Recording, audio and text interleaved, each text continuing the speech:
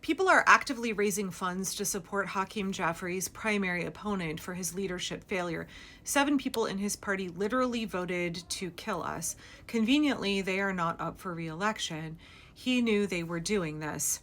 Okay, a couple of things here. I believe this comment is in reference to 7 House Democrats voting with all of the Republicans except for Thomas Massie to fund DHS, to give them this funding bump.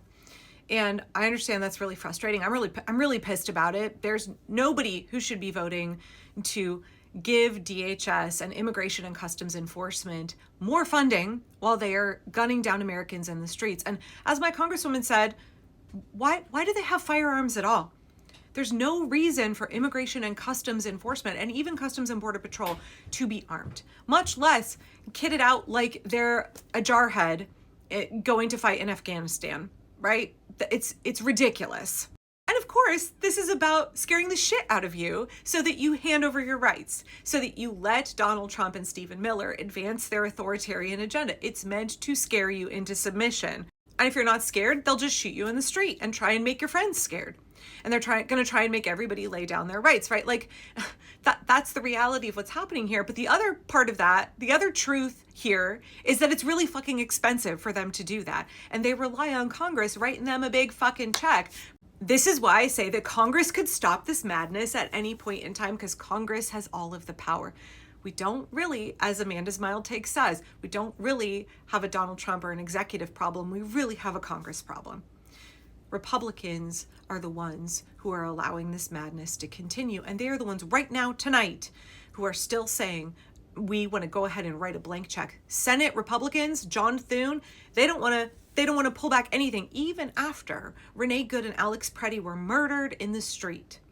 Republicans in the Senate are still like, they're all in. And you know Republicans in the House are all in, right? All of them except Thomas Massie. They're all in. There have been a few Republicans in the Senate who've expressed concern. After all, Tillis and Murkowski both said that Kristi Noem should be fired. That's progress. That's real progress. We should be like, yes, more of this. That's the right thing to do, right? Give them positive feedback when they say the right things and make the right moves. And I'm not chiding anybody who is rightly mad that Democrats have not managed to be a functional resistance party, a functional opposition to fascism. They've been absolute weak sauce. And consistently, there have been Democrats over and over and over again who vote with the Republicans, who support Donald Trump's agenda. I don't know about you, but I don't want to go down in history as being somebody who voted for the fascist agenda of Donald Trump. But I understand some of these folks are in more conservative districts and they barely squeaked out a win.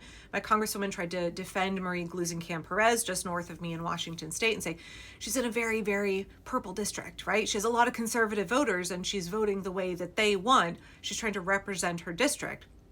I understand that there are going to be times that representatives that are in the same party as my representative are not going to vote exactly as my representative is because they have different constituents. I understand that. We're fighting literal fascism right now. Every Democrat, everybody who believes in the Constitution and believes in the rule of law should be doing everything that they can, in my opinion, to obstruct the regime. And they're not. And that's consistently disappointing. Chuck Schumer and Hakeem Jeffries fail over and over and over again to meet the moment.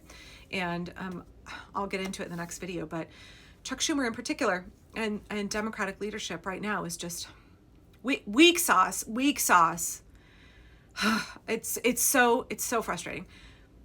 So the question then is, what should we do? Should we primary all these fuckers, right? The comment that like the 7 Democrats in the House who voted with the Republicans for this bill are not up for re-election, that's not true. Some of them are retiring, but every member of the House is up for re-election. Every single member of the House is up for re-election. And if they're retiring, that's then an open seat. So you do have an opportunity here to vote in your district, and it's up to the constituents in these 7 districts to decide what they want to do. That's how representative democracy works. But in response to what feels like a betrayal from House Democrats, and last time around what felt like a betrayal from Senate Democrats who surrendered, the response to that is not primary Hakeem Jeffries, unfortunately. And before I get into why, I do want to say it feels like a betrayal because we expect Republicans to be shitty and corrupt and to do the wrong thing and to prioritize corporate interest and to prioritize the expansion of their authoritarian agenda or of Christo-fascist. Like we expect them to be the bad guys and do the wrong thing. So we're not disappointed when they vote in accordance with our expectations. We expect Democrats to do the right thing and to care about us and to listen to their constituents and to stand on the right side of history. Because after all, they say that they're the party that cares about people and wants to make a better America that works for us, right? So when they don't vote as we need them to, it feels like a betrayal. When they vote the same way the Republicans do, it feels like a betrayal because the relationship is different. Our expectations are different. So if you feel betrayed, I'm not minimizing those feelings. I was flaming pissed when Chuck Schumer and the surrender Dems caved over the government shutdown before. And they look like they could be poised to do the wrong thing again this time. And I will be, it hurts. It hurts. Okay, now to Hakeem Jeffries and primarying him. It doesn't make any sense to me to primary him. And part of the reason is I haven't looked at the latest potential primary polling for his district. Last time I looked was in October. In mid-October, he was up more than plus 50 against a primary challenger. He's very popular in his district.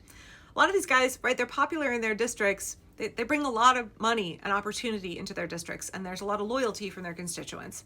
So it doesn't make sense to me to primary him. Why not use those dollars in districts where we really, really need someone who's not a literal fascist to win?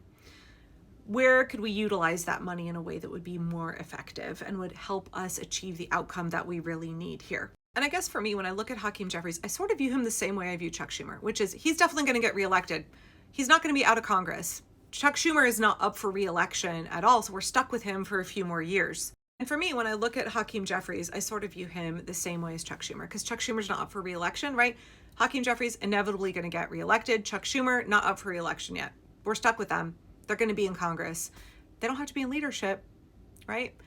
Leadership is elected by the representatives. So when you look at Chuck Schumer, and I've been screaming for Senate Democrats to remove him from his position since March of last year, and so is Indivisible.